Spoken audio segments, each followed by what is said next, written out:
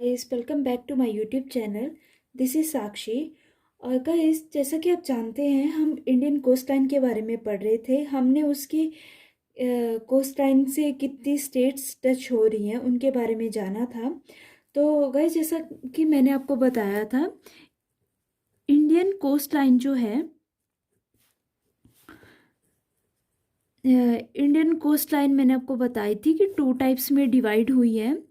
तो वो फर्स्ट मैंने आपको बताई थी western western coast line, sorry, western coastal plain, and second is eastern coastal plain।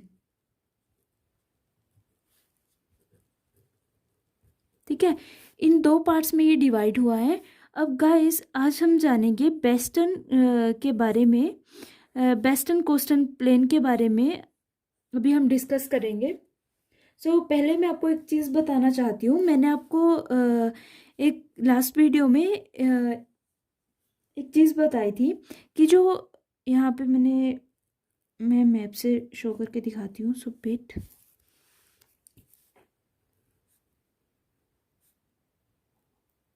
ये रहा हमारा मैप। यहाँ तक मैंने आपको बताई थी, ये है कोस्ट लाइन, ये पूरी कोस्ट लाइन है। तो मैंने आपको बताई थी कोस्ट लाइन की कितनी लेंथ बताई थी मैंने, 7,516.6 किलोमीटर। ओके, तो गाइस ये जो पूरी जो हम काउंट कर रहे हैं, ये ओनली लैंड मास की ही नहीं है, बट जो आइलैंड हैं उनकी जो कोस्टल लाइन है उनको मिला के ये 7,516.6 किलोमीटर बनती है। ठीक है, इनको मिला के ये इतनी बन रही है। वैसे ये अगर हम बात करेंगे इनको डिवाइड करके, तो मेनलैंड की अगर बात करें तो ये कवर करती है ओनली 6,100 किलोमीटर, और जो बचता है, और वो बचता है 1,197 किलोमीटर, वो आइलैंड कवर करता है। आई होप कि आपको ये क्लियर हो गया होगा। और इनको मिला के ये ऑलमोस्ट इतना बनता है। अब गाइस मैं आपको एक बात बताऊं, आप इसको काउंट करेंगे तो इतना नहीं आएगा ये। ओके, तो इसकी भी मैं वजह बताती हूँ कि क्या होता है इसमें।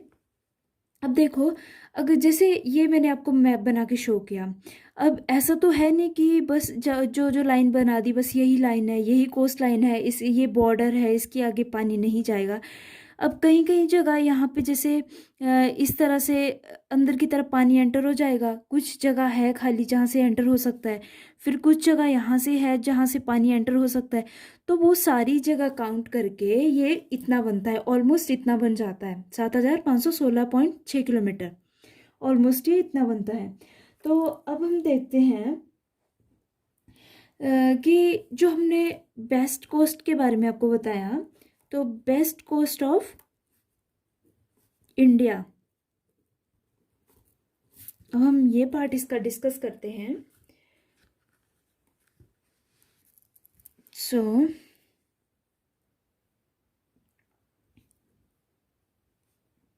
गाइस अब आप बोलेंगे कि बार बार मैप वगैरह ये बना रही है, अब इससे टाइम वेस्ट हो रहा है, बट ये टाइम वेस्ट नहीं है।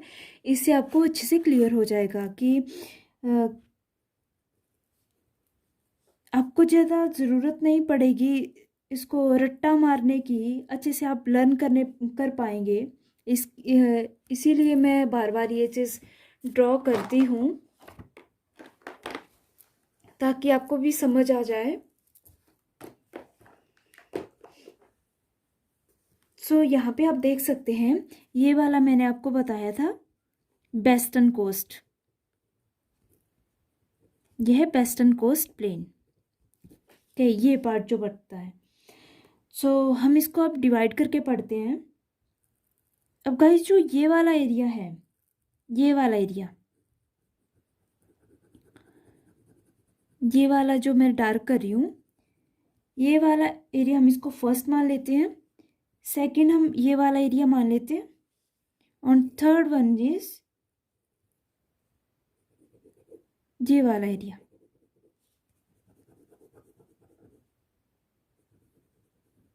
और फोर्थ रहता है हमारे पास दिस वन। हम इसको पॉइंटिंग दे देते हैं ताकि आपको अच्छे से समझ आ जाए चीज़। ये हमारे पास थर्ड है और ये है फोर्थ। जो ये वाला पार्ट है जो यहाँ पे टच कर रहा है इस वाले एरिया में, गुजरात में, राइट, इसको हम बोलते हैं, इसको जाना जाता है काठियावाड़ पेनिनसुला। फर्स्ट जो ये मैंने आपको बताया इसको जाना जाता है काठियावाड़ पेनिनसुला। और सेकंड हमारे पास जो है वो है कोंकण प्लेन, जो कि महाराष्ट्र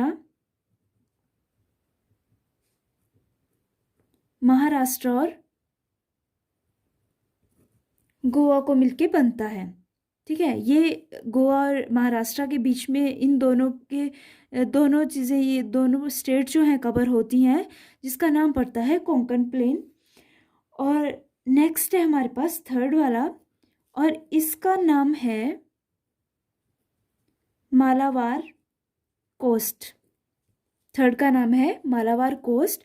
और हमारे पास लास्ट बचता है fourth, that is Karnataka coast.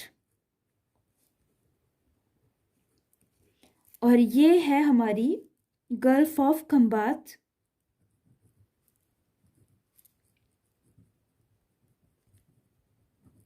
Guys अब देखो, अगर आपको जियोग्राफी बहुत अच्छे से जाननी है तो आपको मैप देखना ही पड़ेगा, और बिना मैप के ये आपको लर्न नहीं हो पाएगा।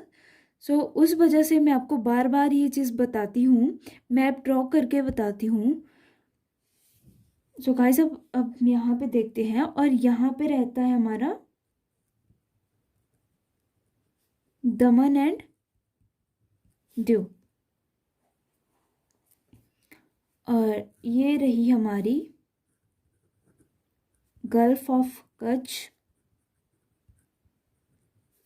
और यहाँ पे रहता है रन ऑफ कच्छ। गाइस जो रन ऑफ कच्छ है वो कहाँ पड़ता है, प्लीज़ आप मुझे कमेंट करके बताना। अब मैं आपको ये रिवीजन करवा देती हूँ। जो फर्स्ट है यहाँ पे जो मैंने डार्क किया है, ये है काठियावाड़ पेनिनसुला। सेकंड है हमारे पास कोंकण प्लेन, जो महाराष्ट्र और गोवा इसके अंडर आते हैं। और थर्ड रहता है मालाबार कोस्ट।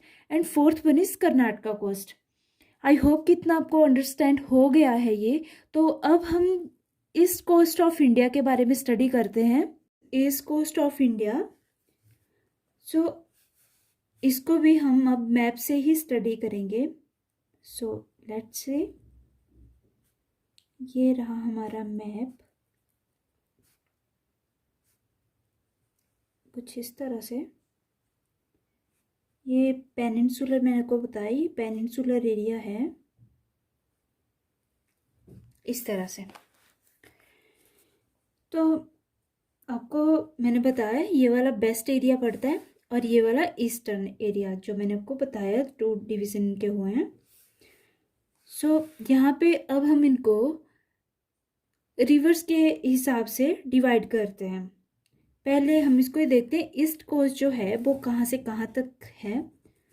ये है गंगा डेल्टा से एक्सटेंड होके ये कन्याकुमारी तक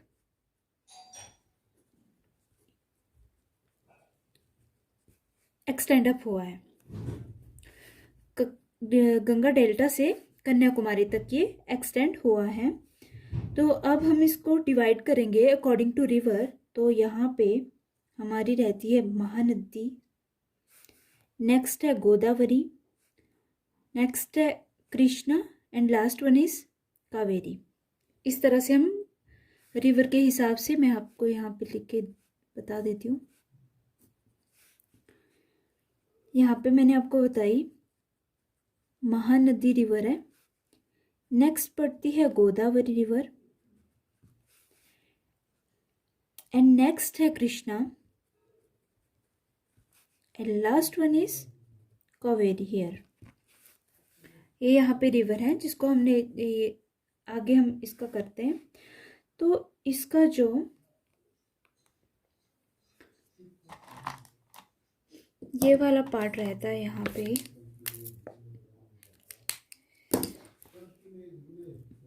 यहाँ पे जो ये वाला पार्ट रहता है यहाँ तक, जिसमें ये गोदावरी नदी जो है वो आ जाती है यहाँ पे इसके। तो ये वाला रीजन जो है, एक ये जिसको हम जानते हैं नॉर्दर्न सरकार्स, नॉर्दर्न सरकार्स इनके नाम से जाना जाता है। एंड नेक्स्ट जो है हमारे पास, वो पड़ता है कृष्णा और कावेरी के बीच में, इन दोनों के बीच में। ये जो एरिया है इसको हम जानते हैं कर्नाटिक कोस्ट के नाम से, कर्नाटिक कोस्ट। आई होप कितना आपको समझ आ गया होगा। अब इसको हम डिवाइड करते हैं इस तरह से, जो महानदी और गोदावरी के बीच में जो रीजन है एक ये, और नेक्स्ट गोदावरी और कृष्णा के बीच में, और नेक्स्ट जो है वो कृष्णा जो हमारी रिवर है, और जो कन्याकुमारी तक ये वाला जो रीजन है जिसमें ये कावेरी रिवर भी इंक्लूड हो जाती है, तो ये वाला ये रीजन रहता है। तो हम इसको नंबरिंग दे देते हैं, first, second and third. First वाला जो है इसको जानते हैं हम उत्कल कोस्ट के नाम से, उत्कल कोस्ट के नाम से। जो महानदी और गोदावरी के बीच में है रीजन, उसको हम उत्कल कोस्ट के नाम से जानते हैं। और जो गोदावरी और कृष्णा के बीच में जो हमने सेकंड नंबर से डिनोट किया है, तो इसको हम जानते हैं आंध्रा कोस्ट के नाम से, आंध्रा कोस्ट। ये रहता है हमारे पास सेकंड। एंड थर्ड जो है मैंने आपको बताया कि कृष्णा और कन्याकुमारी के बीच में, प्लस इसका जो कावेरी रीजन है, कावेरी रिवर है, वो भी इसमें इंक्लूड होती है। तो ये वाला जो रीजन रहता है इसको हमने थर्ड नंबर से डिनोट किया है, तो इसको हम जानते हैं कोरोमेंडल कोस्ट के नाम से, कोरोमेंडल कोस्ट। तो मैं आपको ये चीज़ रिपीट करवा रही हूँ फिर से कि ईस्ट कोस्ट जो है वो एक्सटेंड होता है गंगा डेल्टा टू कन्याकुमारी तक, ठीक है। गंगा डेल्टा से कन्याकुमारी तक ये एक्सटेंड होगा। इसको हमने 4 डिवीजन इसके कर दिए। जैसे महानदी है फर्स्ट, और सेकंड रिवर पड़ती है गोदावरी, थर्ड है कृष्णा, और लास्ट वन जो है वो है कावेरी। तो इनके बीच में जो ये रीजन है मैंने आपको बताया, फर्स्ट रहता है उत्कल कोस्ट, सेकंड रहता है Andhra coast, and last one is Coromandel coast. और जो ये वाला लैंड एरिया की तरफ है, ठीक है, ये वाला जो रीजन है इसका नाम मैंने आपको बताया कर्नाटिक कोस्ट, कर्नाटिक कोस्ट। और जो ये वाला रीजन है इसको जानते हैं नॉर्दर्न सरकार्स।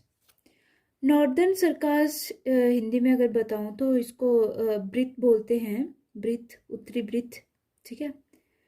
आई होप कि आपको इतना समझ आ गया होगा। तो नेक्स्ट अब हम नेक्स्ट वीडियो में करेंगे। तो गाइस आज के लिए बस इतना ही। सो गाइस अगर आपको पसंद आए video, please hit the like button and share, subscribe my channel, and please don't forget to hit the bell icon, and thank you so much for watching.